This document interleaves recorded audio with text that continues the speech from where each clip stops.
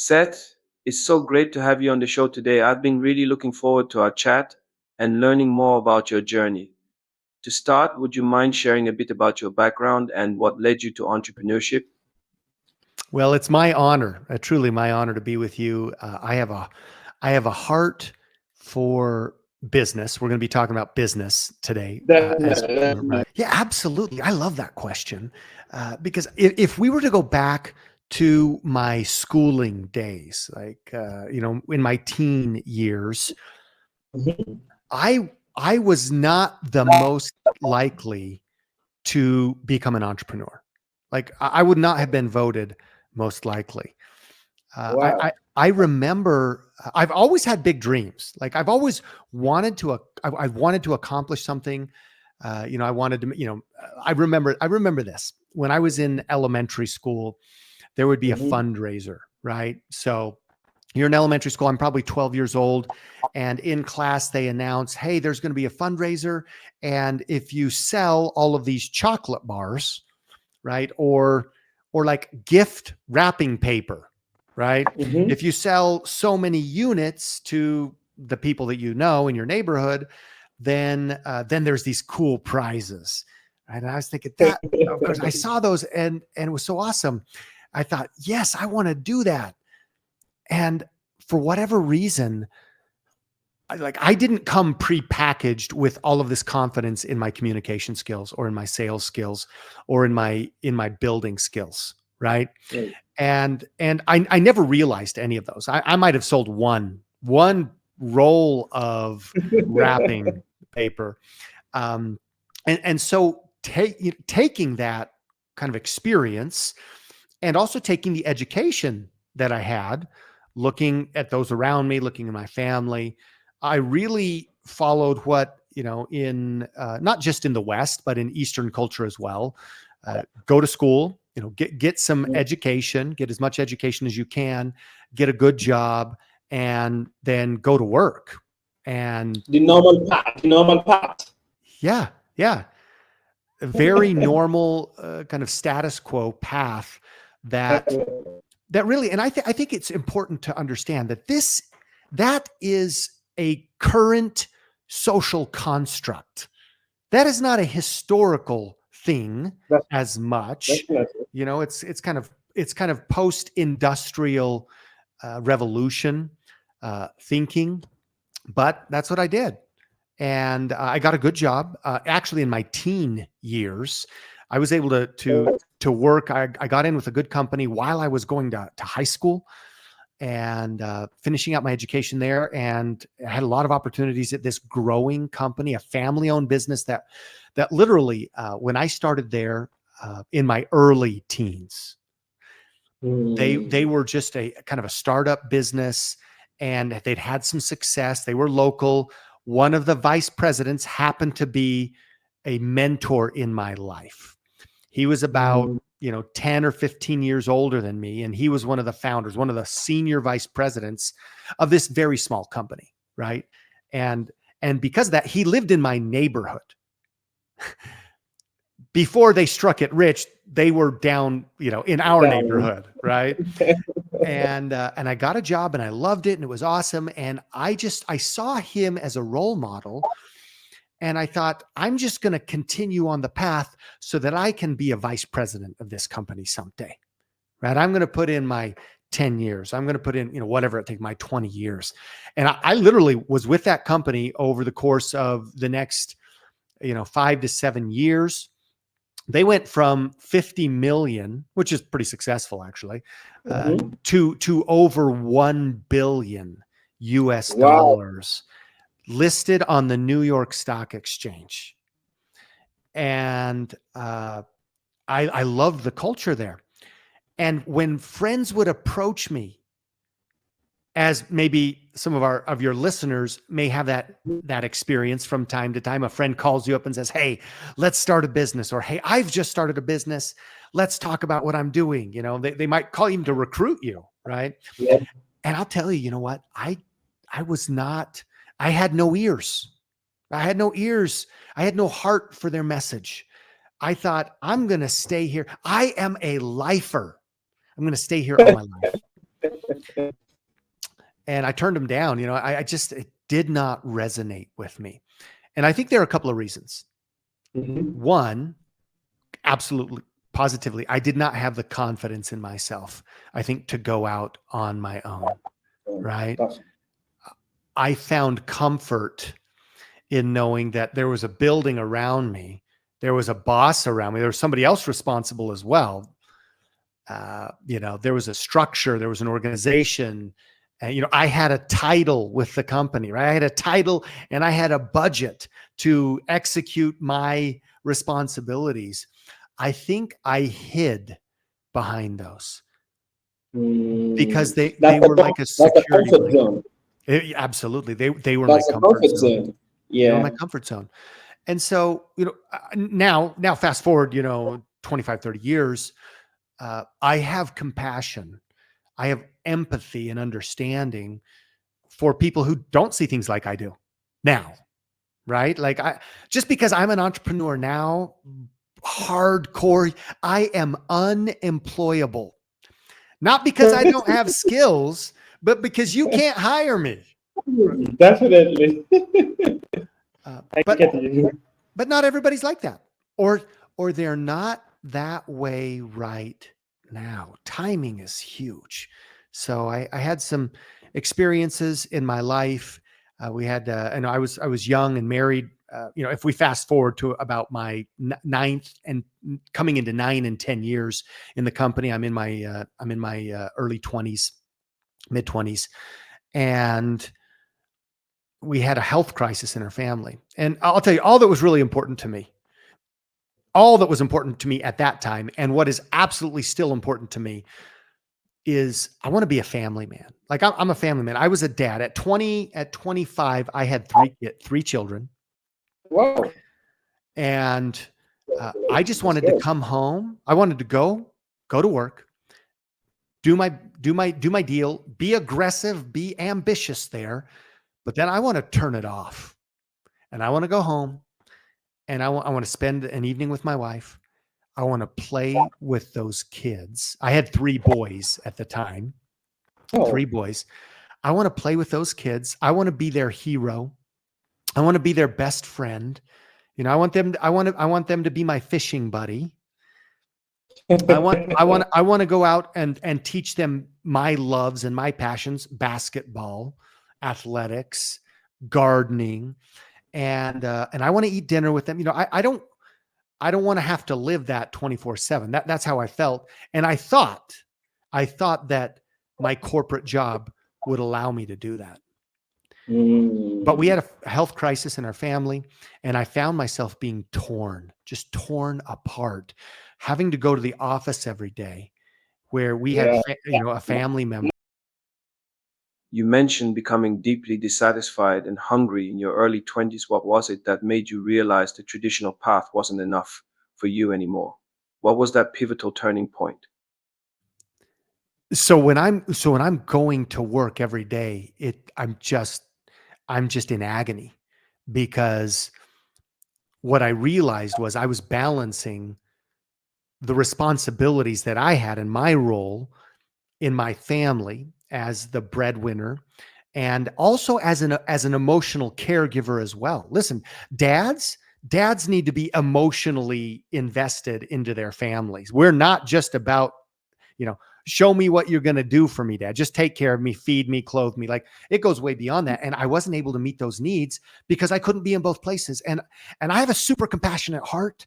Like and that's why today, I don't want to jump too far ahead, but that's why today, me and my wife, Stephanie, we run a business and a movement and lead an organization worldwide of women, because I can connect with women. I can understand. I can have that empathy and that compassion. But anyway, I couldn't do that. And so here's the point of the story, AJ. At that point, I realized that the path I was on, the traditional path, could not meet my needs. And at that moment, and at the same time, a blessing, like a huge revelation came into my life, a friend. And isn't that so awesome how our friends Sometimes it might be a friend. Sometimes it might be a family member. Sometimes it might just be an acquaintance or a colleague. I will say somebody from your network. Wow. Network is one of my favorite words in my entire business career. It is one of the absolute seminal influencing factors on why I'm here today and where I'm going is because of my network. Within my network, a friend actually that lived 1, 2, 3, 4, I think five doors down. Isn't there a song, 5 Doors Down? Anyway, 5 doors down. And he said to me, Seth, have you read this book? You need to check it out. And you asked me if I read a book. Are you kidding me? I'm going to be out on the basketball court. I'm going to be out on the football field. I hated reading. I did not. Growing up in school, I would do anything to get out of reading. I did not love it. And in fact, I would get bad grades and bad marks in school because I would be putting off all of my reading assignments for months, literally weeks and months until the very last day. And then I'd try to read 20 pages and you can guess on how that turned out for me. So when he said, read a book, I'm thinking, but I had a need. I had a financial need and I read that book. And you're probably familiar with that book. This is in around 1999. I read a book by Robert Kiyosaki entitled Rich Dad, Poor Dad. Definitely. And the follow-up book, The Cash Flow Quadrant, which I actually loved even more than Rich Dad, Poor Dad. And that was a revelation to me. It literally parted the financial and business and entrepreneurial heavens. And I saw the light. And I said, wow, I am not staying here at this company. I love this company. I'm grateful for everything they've done for me. They've truly been a huge impact in my life and a training ground. I'm going to go do something on my own. And so that was the spark that led me to entrepreneurship. I started then going back to my entrepreneurial friends and saying, tell me what you got. Show me what you got. What are you doing? You're ahead of me. No ego. Drop the ego. I was just absolutely hungry to learn. It's like an individual who's been fasting. Like if any of you fast religiously, right? Like we fast regularly, right? And like after you've been fasting, you are just completely like you're weak, but you are so grateful for that food. That's how I was. I was just searching for answers. I was looking in magazines for entrepreneurial businesses and franchise and mini franchises and talking to people about real estate and just business startup. And because I saw that entrepreneurialism as a path, as a way of living, as a rainbow. There was a pot of gold at the end of the rainbow, not just a paycheck. And that's what I wanted more than anything. That's powerful. Sure. That's powerful. You gotta be hungry. You gotta be hungry. You gotta be hungry.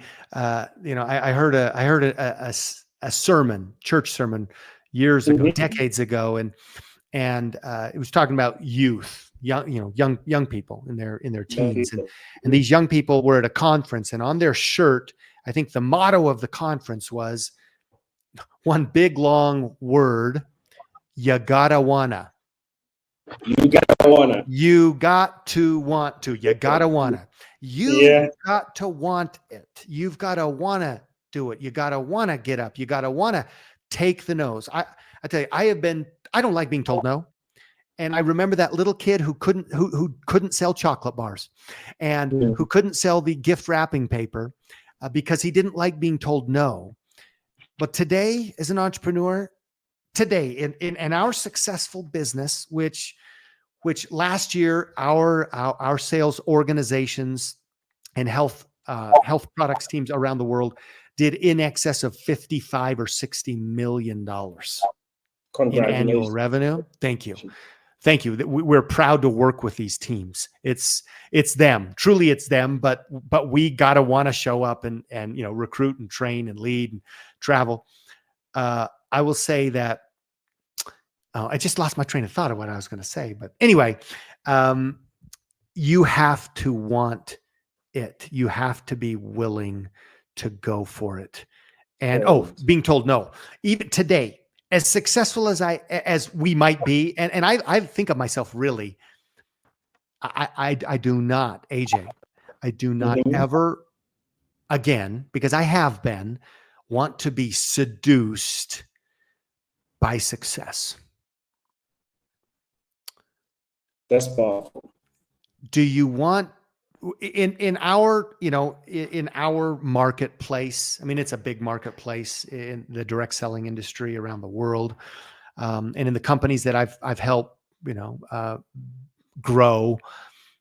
And certainly within those specific companies, some people will come up to me and say, "Wow, Seth, love your training, love your coaching, so appreciate you. You're amazing. You've impacted my life, and I'm grateful for that, because I'm here to serve. If you're not here to serve, then don't go into leadership, right? Don't go into Definitely. leadership."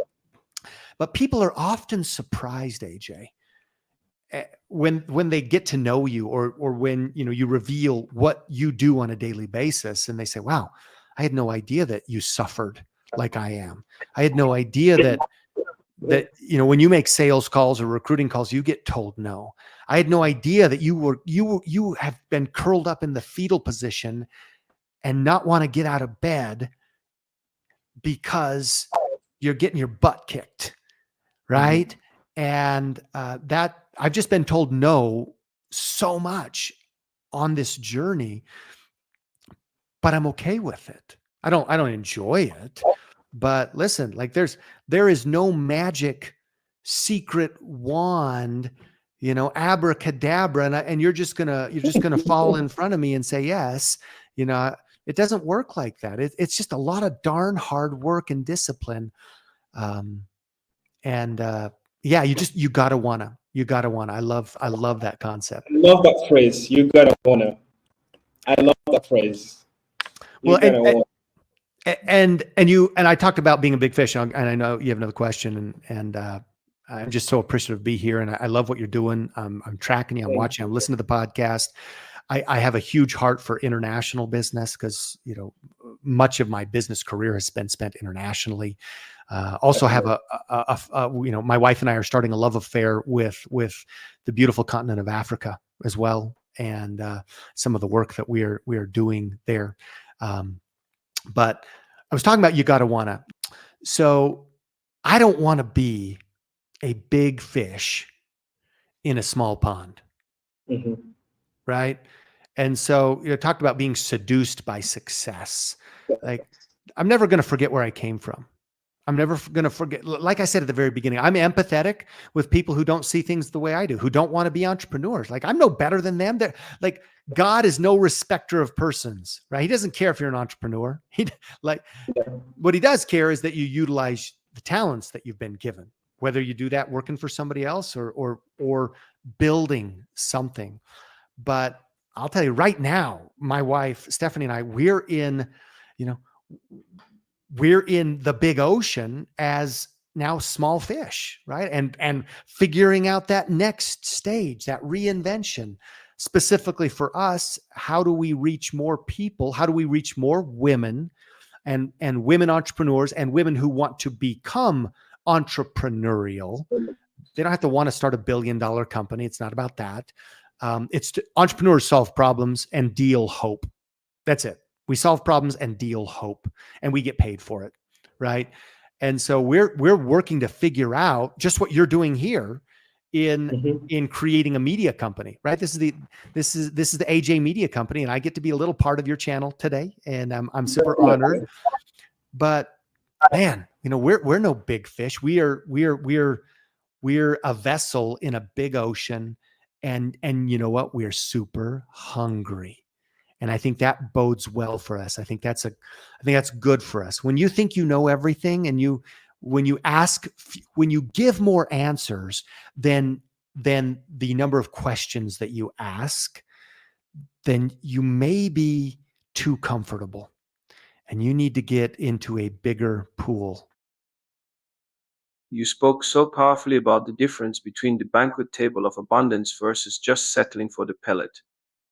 How have you been able to recapture and maintain that driving sense of hunger? That's awesome. I love that. I love that. Well, you talk about pellets and you talk about being at the banquet table. And I truly Definitely. believe there is, no Mm-hmm. matter where you are today, listening to this show, there is abundance around you. And I have respect for wherever you are right now. You might be in a high-rise city with high crime and high poverty, and you might be on the other side of town, right? You might be on a dirt road.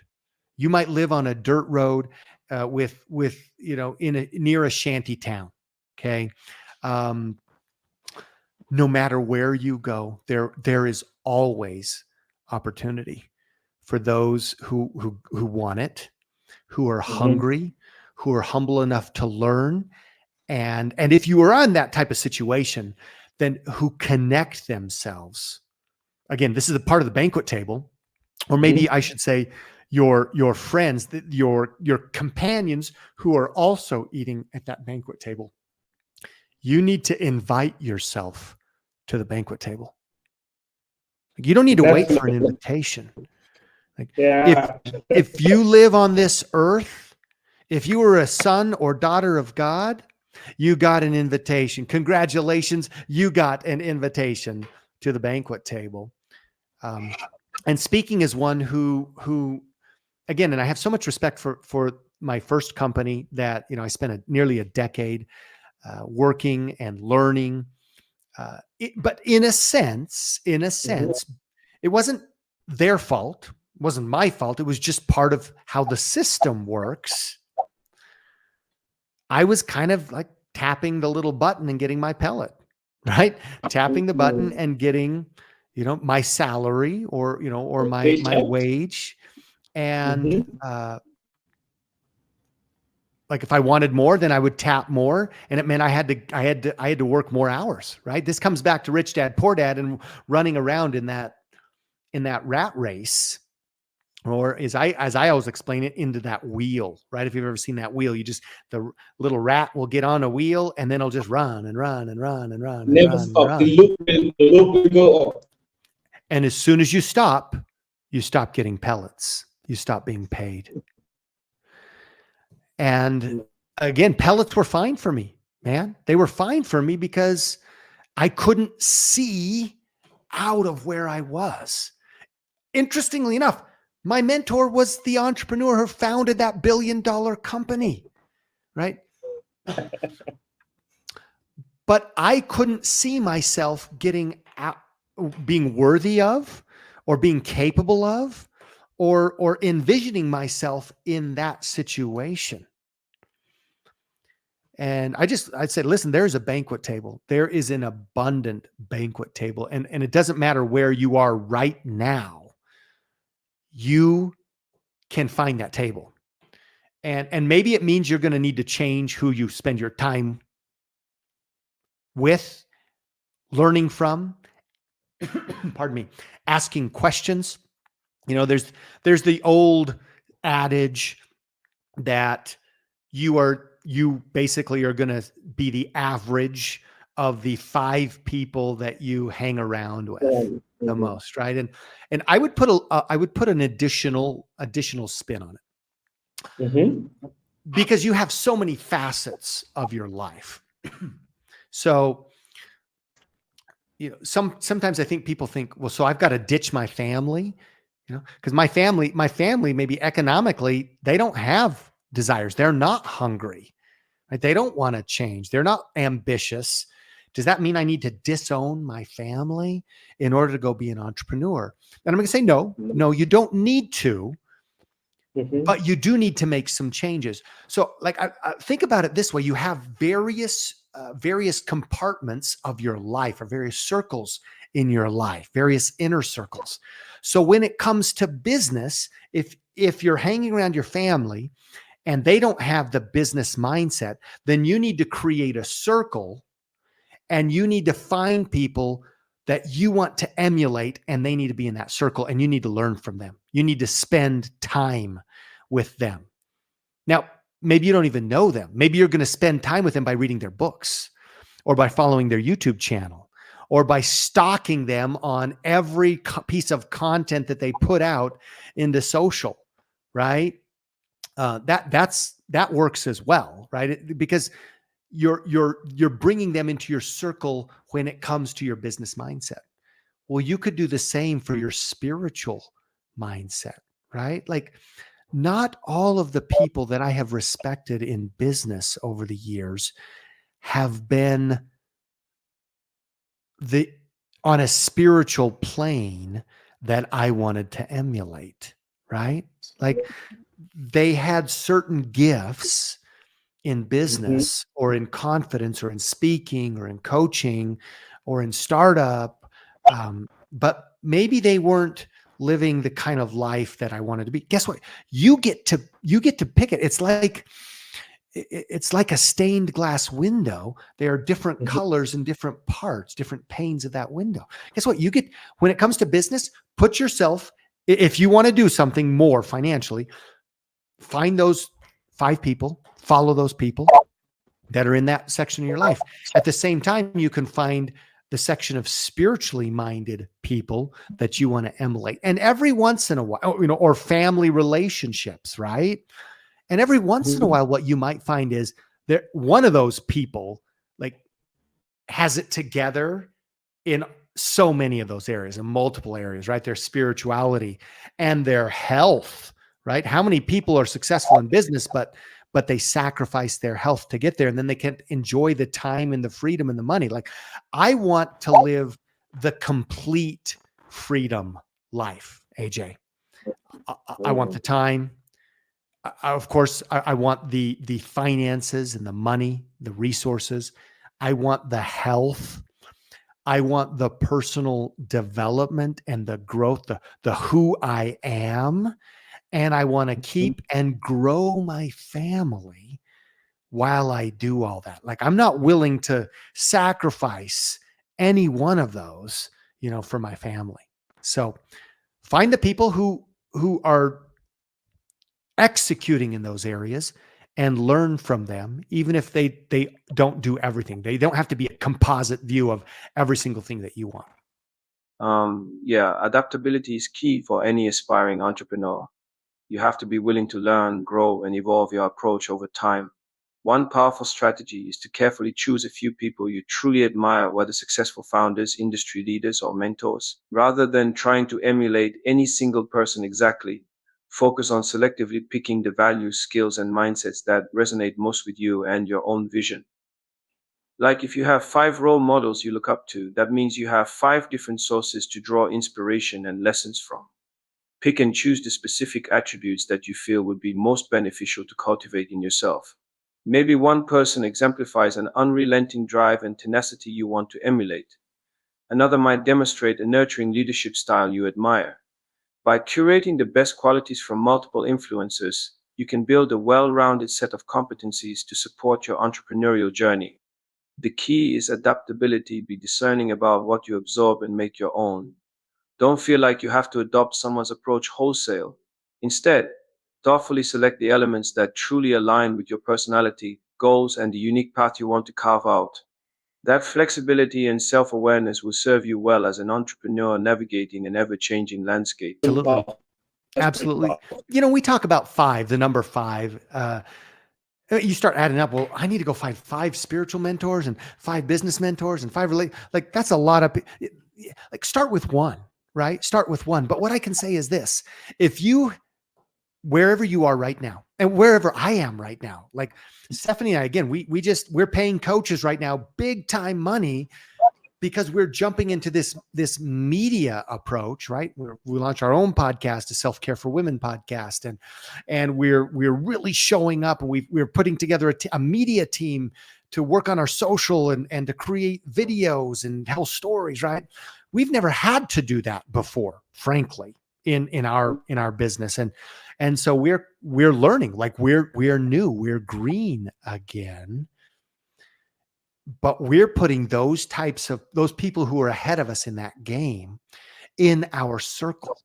And what you need to make sure is that you're getting more messages from that circle than you are from the negative side of things. Do you know what I'm saying? I It's like get you.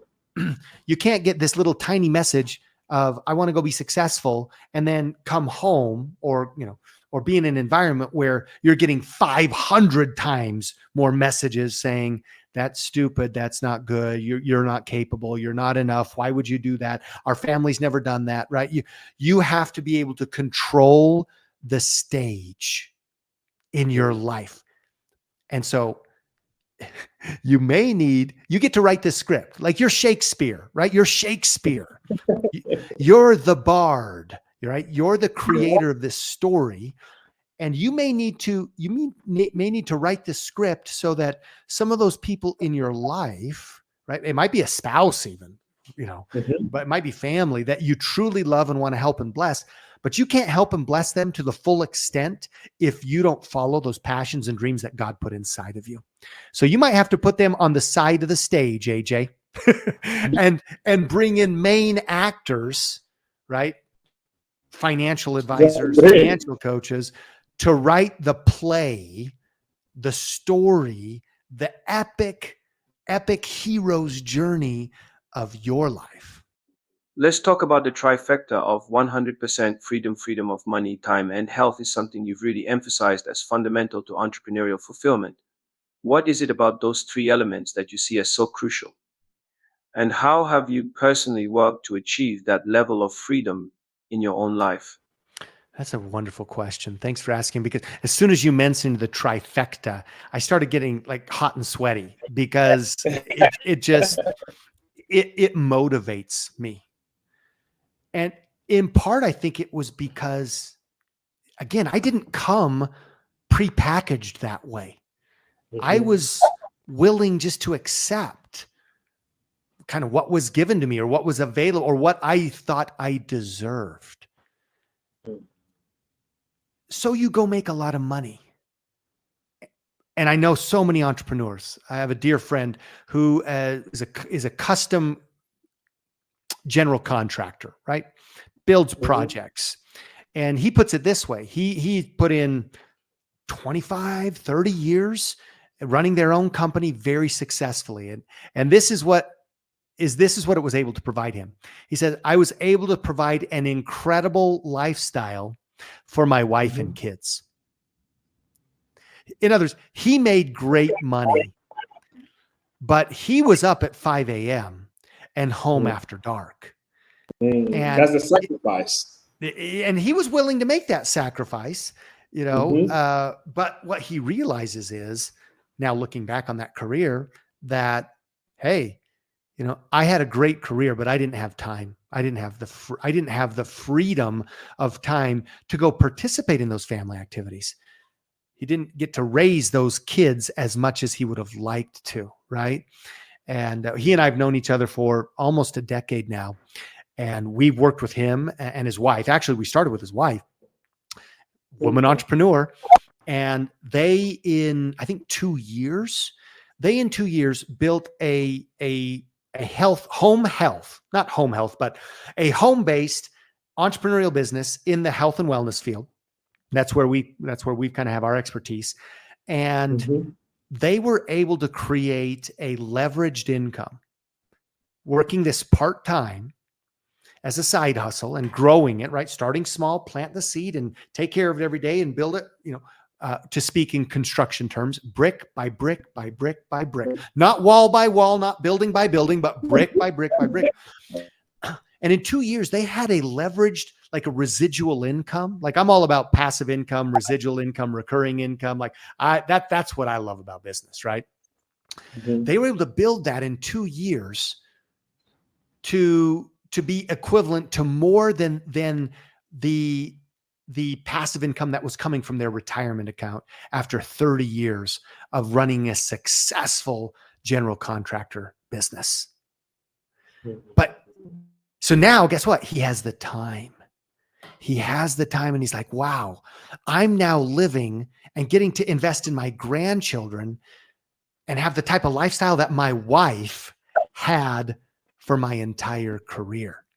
So I'm like, listen, if you want to go make a bunch of money, like I have zero desire, AJ, zero desire to get, headhunted. I told you I was unemployable. Like you could not hire me right now and say, I want you to come run a $500 million company, a $1 billion company for me, a $2 billion company. And we're going to pay you, $5 million a year in salary plus bonuses. I wouldn't do that, because here's why, AJ. I know that if you want to pay me to be your CEO, and you don't even if you weren't going to pay me that much money, most CEOs don't make 5 million. So maybe I'm going to make 150 or 200,000 or $300,000 a year. I know what you're going to require me to do. Like, you're not going to let me work 40 hours a week to do that, right? You're not going to let me be home every day and eat lunch with my two youngest daughters who are 8 and 6, right? You're not going to let me walk out of my home office here, walk down to my horse barn in the middle of the day and ride horses like I get to choose, right? You're not going to let me hop in my Mercedes-Benz Sprinter van, our motorhome, and take off and do a road trip around the country for a month. Like, if I work for somebody else and I'm making money, and even most entrepreneurs fall into what they call the E-myth. There's a great book from 25 years ago by Michael Gerber called the E-myth, the entrepreneur Very interesting myth. book. I read it more than 3 times now. Yes. Love that book. That was one of the, I'll jump back to that story. I said I hated reading. After I read that first book and I got hungry, I became a voracious leader in the world of business, a reader, in the world of business, finance, history of finance, entrepreneurship, home business, mindset. Like I became, so I read everything. I gobbled up those books. But anyway, if you don't have that freedom, like, why are you making the money? Like, it doesn't make sense to me. And then you have so many people who, maybe they've created a business system. Maybe they're making a lot of money. Maybe they have free time. I generally find that entrepreneurs, unless they structure that, unless they go in with this mindset, they become slaves to their business. They're actually still on that hamster wheel. They're still running in the wheel because they're the most important employee in their business. And our message to entrepreneurs, and the women entrepreneurs, of course, that we work with around the world, is, what if you could build a business that was a wheel? Because if it's a business, you got to have a wheel. The wheel's got to turn, right? The flywheel. It's got to turn. And as the wheel turns, money is made. People get paid, right? People get products. People get paid. People make money. Well, what if you could build a business where you didn't have to jump into the wheel and run to make That means that you have to build a system. Exactly. I call it, we're in the middle of a book project. I don't know when it's going to come out, because I've been in the middle of this book project for like 7 years. So I'm just going to level with you. Okay. Looking forward to read out. But you'll need to request this. I need to get this to you, and you could share it with your readers. I call it the 3 wheels, but it's a diagram of the rat race. Wheel number 1 is employee running in the wheel, getting paid from somebody else. Wheel number 2 is you as a small business owner running in the wheel, maybe making more money, but you can't get out of that wheel, because if you do, the whole thing will crumble, right? And wheel number 3 is, and it's a diagram, and the owner, you are not in the wheel. You got a little tool belt on, and your job is simply to build the wheel, right? To build the wheel. And that's what we teach women all around the world is, I don't go, and this is what I love about my style of entrepreneurship. There are many styles to build a system, but I've had entrepreneurial businesses in the clothing and design industry, retail, wholesale, where we went out and hired employees, right? And they were part of the system, and that was great. But as we shifted more and more and more and seeing what people really need, we said, well, what if we could build that system? Again, don't get in the wheel. I'm going to send you this. I'm going to send you this PDF. It's going to be part of the book. Okay. But this economic engine. Your job is to build an economic engine. What if we could build an economic engine without hiring employees? What if our economic engine could be helping 1,000 women entrepreneurs around the world who were also building their economic engine, right? So there was a product or service that the end line consumer was getting. There was value, but none of these women worked for me. I didn't have a payroll. I wasn't paying them as employees, because if I'm paying them as an employee, guess what? Can they get what I have? No. What if I could offer them as much freedom as I had? That, to me, that was the ultimate entrepreneurial offer. And what if you could, again, you'd had your time and you could make the money that you needed. And everybody needs a different amount of money too. Like I love, Gary Vaynerchuk, right? Gary V. And Gary V's always talking about it. I really appreciate it. He's like, listen, maybe you don't need to go make $100 million and buy the New York Jets National Football League franchise, right? He wants to buy the Jets franchise. That's a big goal of his. But he said this over and over and over. How many people get up, they go build a business, they make a ton of money, they wear their designer clothes, they drive an incredible car, they wreck their lives, they don't have health, and they're miserable, right? That doesn't make sense.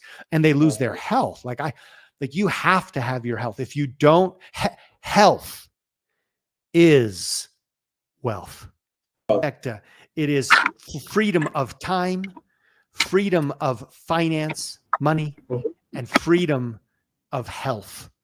Wow. Can you imagine how fulfilling that type of life is? Yeah.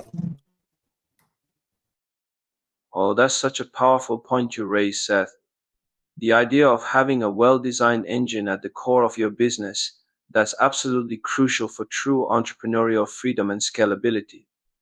When you look at so many entrepreneurs out there, they find themselves stuck in this endless loop where they can never truly step away from their business. The moment they try to take a step back, the whole thing starts to crumble because they haven't put the necessary systems and processes in place to keep things running smoothly without their constant, direct involvement.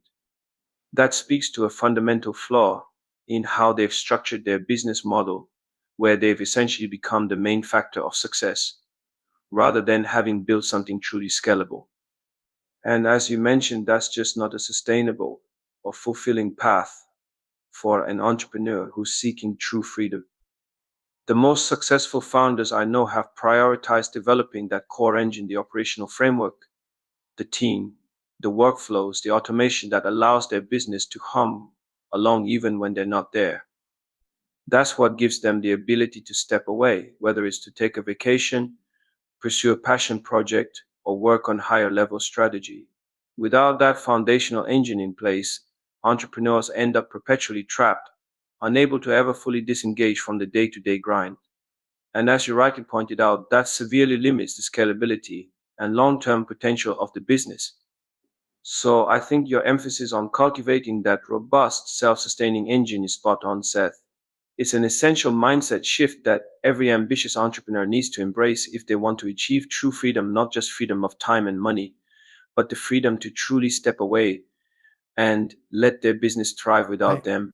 That's right. And it again, that's the whole premise of the E-Myth, right?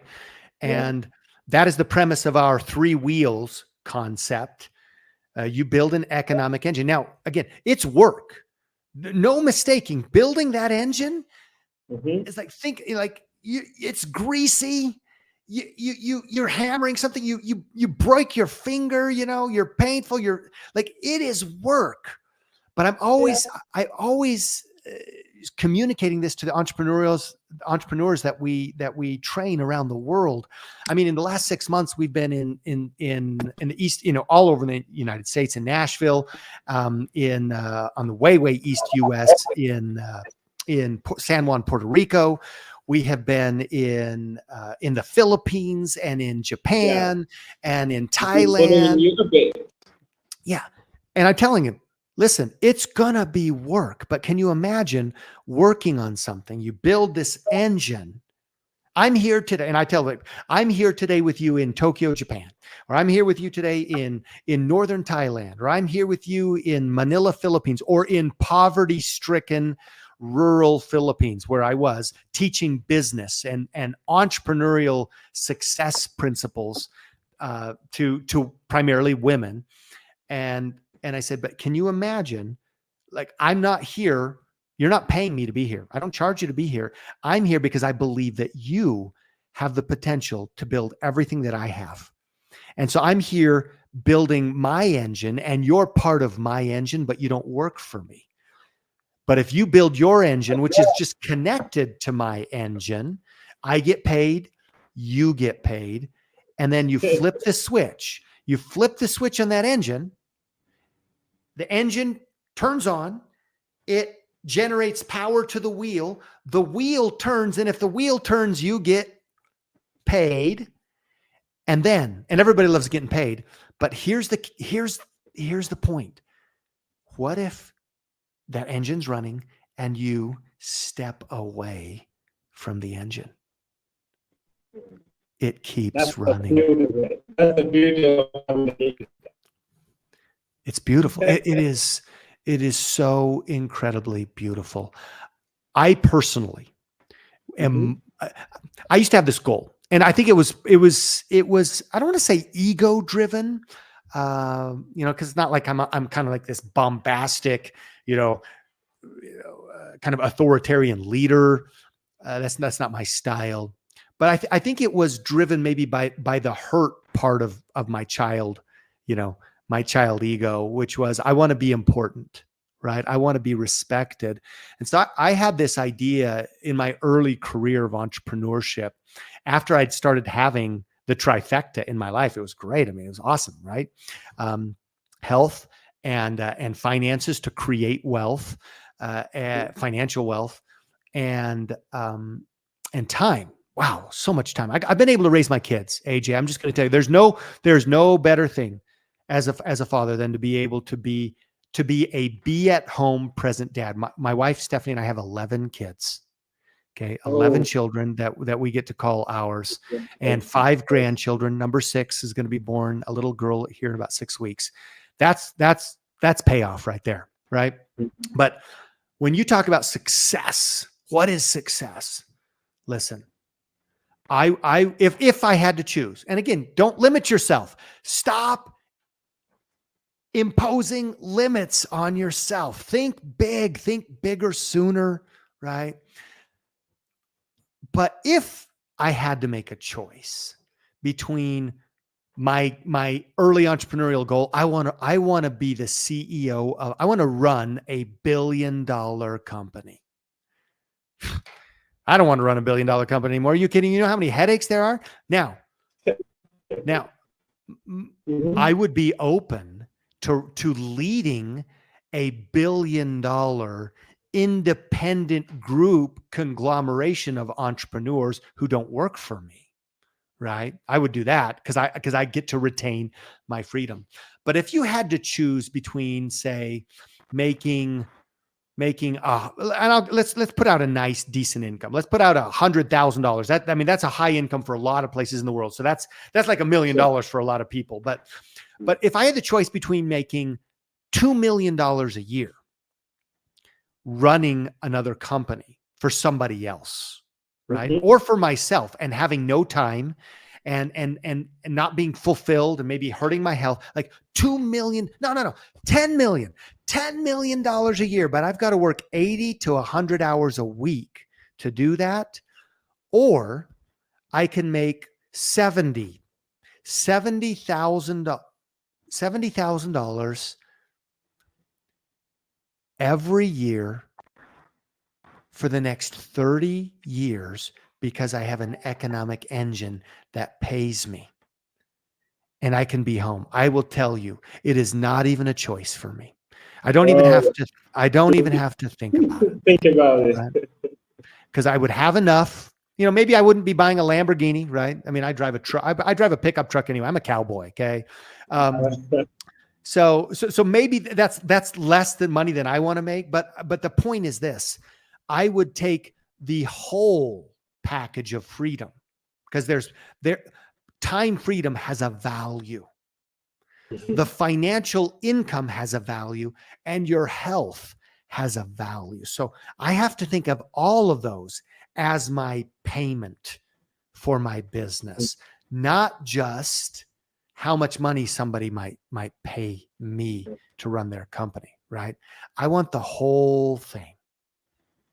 I know many entrepreneurs struggle to find the right balance between being satisfied and grateful for what they have versus always striving for more.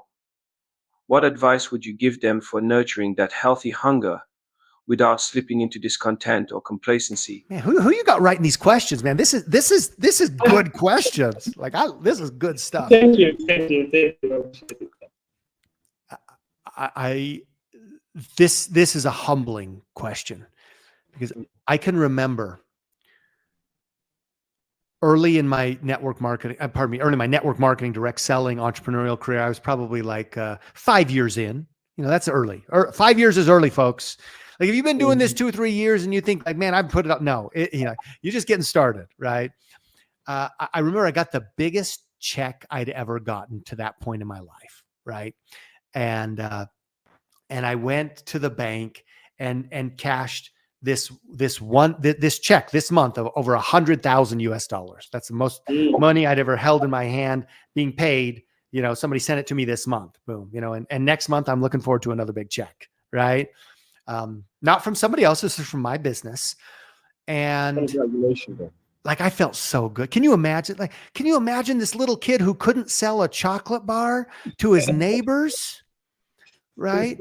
Who grew up lower middle class. We were taken care of. We were always blessed, but I didn't grow up with a silver spoon in my hand. I struggled with confidence, struggled with my self-identity, or accepting my identity, right? And so to have the success, to be really the first college graduate in my family, and to have this type of success was tremendous. I was so proud of me. I am. I think you ought to be proud of you. You have to have self-love. And it was this huge celebration as I drove, and I had this big old smile on my face as I deposited in my bank account. And do you know what? That was like one of the best days of my entrepreneurial career as a payoff. The very next day was like the worst day in my entrepreneurial career. Now, I didn't lose the money. Nobody stole the money. The bank didn't fail. The money was still there. Like, wait.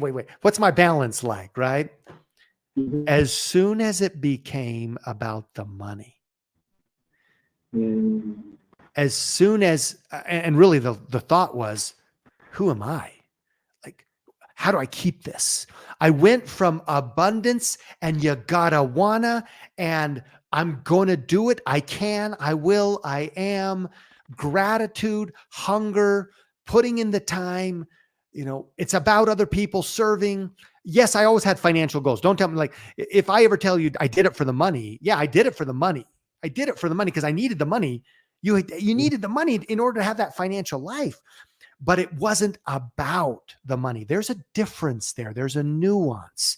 If it ever becomes solely about the money, about protecting the money, man, you lost.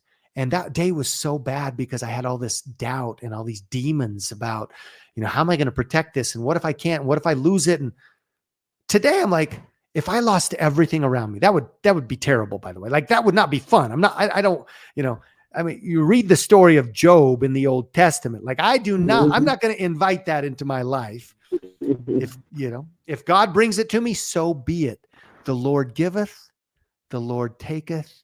Blessed be the name of the Lord. So my solution, or my answer to you is gratitude. Being rooted in gratitude. Like, I am super ambitious and I've been super blessed, but I also realize that I am not going to allow the limitations of my current mindset, because I'm AJ, I'm limited. Like, when I started 20 4 years ago, I quit that company 24 years ago, by the way, to start my first company. Okay. So I've been an entrepreneur on my own for 24 years. Haven't worked for anybody else again. My mindset before that was about this big. This is what I could see. And everything I experienced was within this mindset. My salary was within this mindset. My personal growth and development was within this mindset. As soon as I expanded my mindset, guess what also could expand? My income, everything, right? The car that you drive, the income that you have, the person, the way that you treat people, right? And so I've expanded it. Well, maybe I'm here right now. And you know what? I'm striving to do a couple of things. Number one, I get right with God every day because he's got no limits. Okay. So I'm working on expanding my mind, expanding my limitations closer to his expanse. I also hang around people who are here. Like I hang around people, I learn from people, I get coaching from people who are here. And again, never think of myself as a big fish in a small pond. Like I'm just me. I'm a fish, and every single person that I come in contact with today, irrespective of how much money they make, irrespective of the size of their following, irrespective of their beliefs, like they are equal in every sense to me, right? God is no respecter of persons, and I'm not going to be. So I guess my advice is stay hungry, because as soon as you get full and you don't wanna, as soon as you stop the whole you gotta wanna and you think you arrived, like, there is no arrival. Like life gets better, but enjoy the ride. As soon as you retire and you think that you're done, you're dead. When you face setbacks or difficult periods, what specific strategies or mindset shifts have you used to maintain that unrelenting entrepreneurial drive? How can others cultivate that resilience and determination? Wow. This is emotional because I think back to, we've had many successes, but again, I've been told no more than I've ever been told yes, right? I've had experiences in the business world as a young entrepreneur. I remember starting our first successful company with 3 other partners, and we were in the clothing industry and design. And in the design industry, you know, you see a successful fashion, and so you copy it, right? You copy it, you modify it. But I mean, fashion is not something you necessarily patent, right? It's something that is fluid. But I remember getting a letter. From the CEO or the legal counsel of like one of the big companies in our profession. We were just a tiny little startup. We were nobody, right? We were hungry, and we had the you gotta wanna.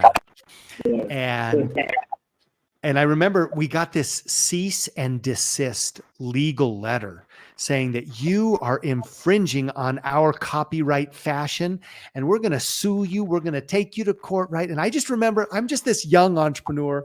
I'm like 25 years old, and I'm thinking, oh no, is the world crashing down, right? Are we going to be in business tomorrow? And I just think you take a step back. No, step one, get some awareness and take a step back. Because when you look at a problem and it's right in front of you, like that letter to me was literally right in front of my eye, and it's all that I could see. It became everything. It became consuming. Number one, there's really are no problems that are consuming like that. You know, fast forward, by the way, we went just fine. It was really nothing. It was nothing. Fast forward, you know, I don't know, 10 years. And I've just been on the fastest growth cycle of my business career, an 18-month startup. I walked away from a business that I built that was paying me more money than I ever made, residually, AJ, over and over and over. I made the decision in 24 hours after having a new opportunity fall in my lap, everything lined up. It wasn't a shiny object. Too many entrepreneurs start following shiny objects, right? You get in, you work hard, you start having some progress, you encounter some struggles, and then you think, how could I do it easier? And you take your eye off the goal because you're going to go do something else. Yeah, don't do that. You gotta ride the horse. You got to stay on the horse. But I built a company in 5 years. And then I saw an opportunity to work with a billionaire closely and to start a brand new brand, and to work with the at that time the most famous doctor in the world, and to brand a brand together. And again, I wasn't going to work with them. I was going to be an independent entrepreneur. So I had to go create everything, but I could leverage them. And I walked away from my business. I literally met with my business partner. And in 24 hours, I said, I'm done. I gifted them the business. Right. I was done. My paycheck was done. Like, I wasn't going to keep any of it. It was a hard cut. And then I had to start from scratch to build a team. And I wasn't going to get any revenue for 90 days. And I built that for the next 18. By the way, I built that business in 18 months faster than what I had built in 5 years. Wow. And then at the end of that 18 months, we hit a wall. We realized that, and without going into detail and to protect anonymity of the players, we realized that the people that I was working with weren't the right people. And if you're not working with the right people, then you got no future. Right. And so the whole thing just blew up. It just blew up. Lawsuits, and billionaires sitting me down saying, I'm going to sue you. I'm going to bury you. I've done it before. And these are the kind of people that can do that. And I got physically sick. Like, I wasn't unhealthy physically, but the emotional burden and the fear and the negativity literally put me into an emotional and physical depression where I was in bed. Now, you look at me like I'm a healthy guy, AJ, Definitely. right? Like, I was up this morning at 5:30. I hit the basketball gym for 2 hours and ran. Right. I came home and I lifted weights and did leg day today. And I will do a yoga session today before I go to bed because my physical, like, I'm a healthy guy and I've pretty much always been a healthy guy. I was physically incapacitated because of emotional burden. And so the question is, like, what do you do? Number one, you take a big, deep breath and you breathe and you step back to evaluate the real situation with perspective. Sure, somebody might bury me. Sure, I might lose this business, which I did. After 18 months, I no longer had any revenue. That entire system I had built internationally I had to give up, right? And start over again. That was 15 years ago, by the way. But I breathed, I got perspective, and I started over. And I'm just going to tell you, you have to be willing to do that. You have to be willing to do that. I'm on my fourth company now. I'm on my fourth company.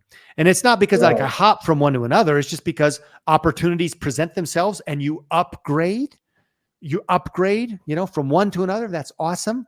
Then you make a choice to upgrade, and then, something happens and it disappears. And then you have to decide, like, what am I going to do? And I'm going to say, have some self-compassion, give yourself some grace. Okay.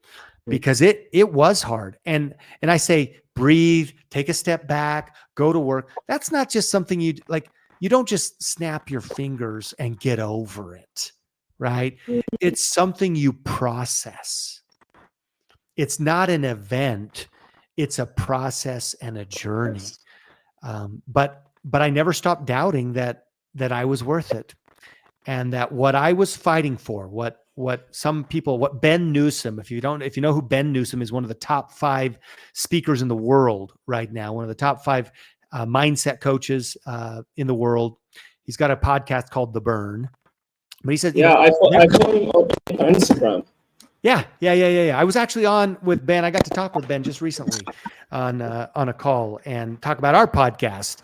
And he's like, Seth, keep doing it. Like he's in how many episodes, 6 years into it, and he's like, Seth, you just published, episode number, 8, dude, you're just starting, keep it going. But it was super encouraging. And you just keep going. But I will tell you, never let the fire go out.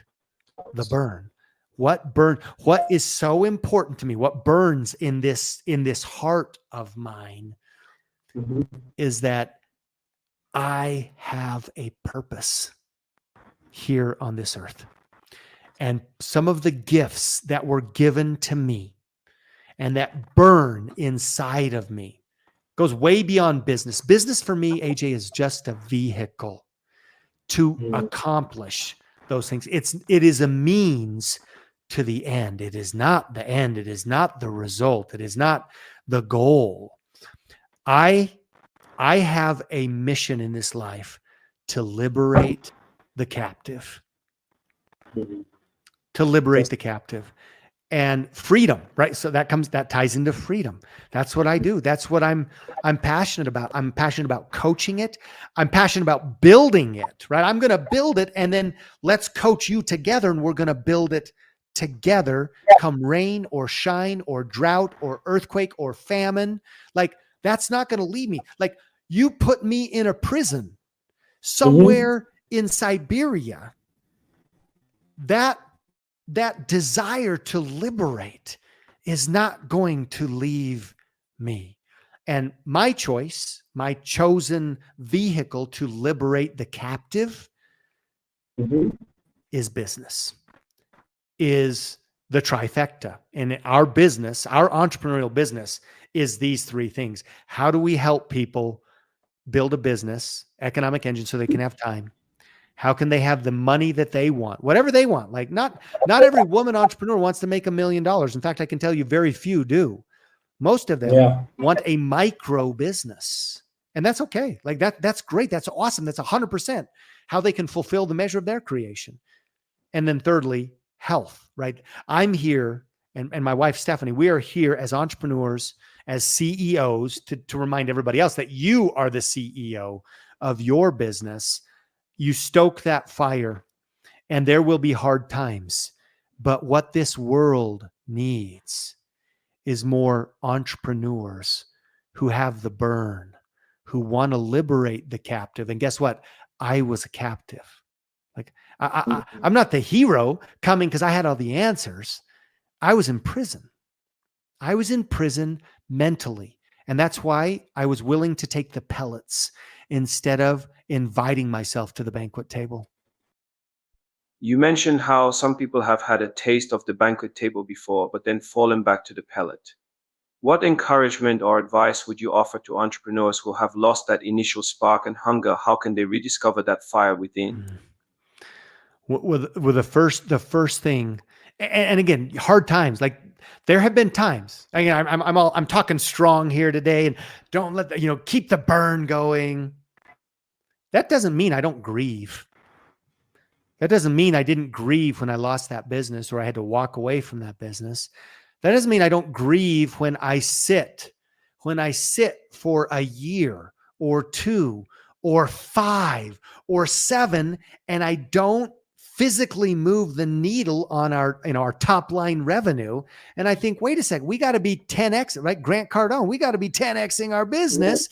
I'm a failure because I'm just maintaining awesomeness. I'm not multiplying awesomeness, right?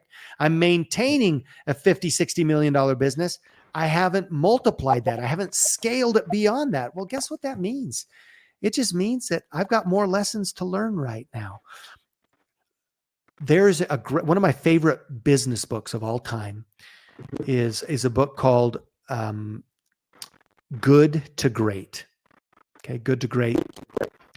And Ben Collins. Okay. It's a red cover. And I won't go through the premise of the book, but I will highlight that the basic premise is, why did some of these public companies that were in normal markets Mhm. go from average and mediocre to great, while other comparison companies in the same markets with the same opportunities never make the leap, or Mhm. make the jump but couldn't sustain it. That's what the book's about. It's a fascinating book. It's 20 years old, okay? 25 years old. But one of those has to do with leadership. And keep in mind, you're the CEO of your business. Guess who's the leader? Like, you're the leader. Like You're the leader. you are the leader. Like the organization is going to follow your leadership, your culture. And you might be a solopreneur and you're the only one, but still your organization is going to follow you, right? And in this book, it talks about what they call level 5 leadership, but getting over your ego, being a servant leader, being an organizational leader. And I remember Darwin Smith. Mhm. Darwin Smith was the CEO, or became the CEO, of Kimberly Clark, which was a paper goods company. Okay. Back in the day. And this is, back in the 80s and 90s. And he was I think he was an attorney originally and legal counsel. And then he worked his way up. They groomed him and mentored him. And he was then appointed as CEO of this public company. And Mhm. he was what you'd call a level 5 leader. And he said this, he was not your bravado kind of like coming in like King Kong leader. He was not your Superman type of a leader. He was more of a kind of a traditional plotting, planning leader, right? Not maybe your charismatic kind of a guy. He was about systems and about organization, and what leaders aren't the best talkers necessarily. Just because you talk great doesn't make you a leader. Leaders are about empowering. I shouldn't say empowering, but because people already have the power, but they're about organizing so that people are empowered, right? And he said this, and I think this is one of the best lines from this book, and it's really affected me over my career. He said, "I never stopped trying to be capable of the role that I was asked to fill. I never stopped trying to be worthy of the business." Like, he was a CEO, and he didn't say, "Listen, everybody, here's what we're gonna do." Right? It was like he was always learning, always searching, always hungry to learn whatever he needed to learn to make that contribution. And so I think that's my message for those of us who have been at the banquet table, and then Mhm. maybe our chair broke and we find all of a sudden our chair breaks and we find ourselves flat on our behind, and with food all over our face or in our clothes. Hey, never stop trying to be worthy of what you want to accomplish, right? In other words, you have big shoes to fill, and there's Mhm. only one and the only way to do that is to grow into it. Keep that Yeah. fire burning. If it didn't work out this last time, not why did this happen to me, but what am I going to learn from this? What am I going to do with this? We learn way more from our failures than we ever do from our successes. Our character is forged in the hot coals of adversity and the no's that we're told, and the rejection and the doubt and the mockery than it ever is in the ring. It is, as was it Muhammad Ali, or one of the greats said, it's not, champions are never created in the ring. Champions aren't created at the banquet table, right, AJ? You weren't invited there because you're not at the banquet table You're not created the banquet table. It's what you did out in the world, in the arena, in the field, in the game, in the company, in the pitch. The banquet table was the reward. It has nothing to do with who you really are. Champions are made at 5:30 a.m. when you've got to get in and go to the training, because everybody else is actually asleep, right? Well, there you have it, folks, an incredibly insightful and inspiring conversation with Seth Mulder. I'm truly grateful that he took the time to share his personal journey and the hard earned wisdom he's gained as an entrepreneur. I'm honored. I'm honored to be able to share a stage with you and to be invited here. I'm excited to watch your journey as you continue to create your media company, as you bless entrepreneurs and communicate, as you find your trifecta, and as you perfect that trifecta. And I'm happy to be part of your journey. I'm honored to be part of your journey. Nobody does this alone.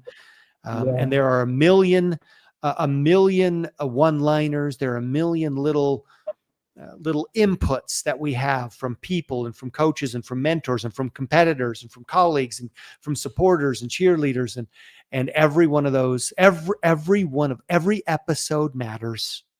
Every person matters. So I thank you for allowing me to share some of my heart, my belief, and put some of my passion, some of my passion and my burn, and to transfer that to somebody else. It wasn't created, it was passed Seth's along. unwavering commitment to achieving that trifecta of freedom, financial, time, and health freedom is so refreshing and motivating. I love how he emphasizes the importance of always maintaining that healthy hunger to reach for more without slipping into discontent or complacency. It's a fine balance, but one that is so crucial for long term entrepreneurial fulfillment. And his advice on rediscovering your inner spark, even after facing setbacks, is just phenomenal. The idea of not just settling for the pellet when you know the banquet table of abundance is possible, that's the kind of mindset that I hope all of our listeners will take to heart. Thank you again, Seth, for being so generous with your time and for sharing your entrepreneurial journey with such passion and authenticity. I have no doubt that your words will deeply resonate with and inspire our audience.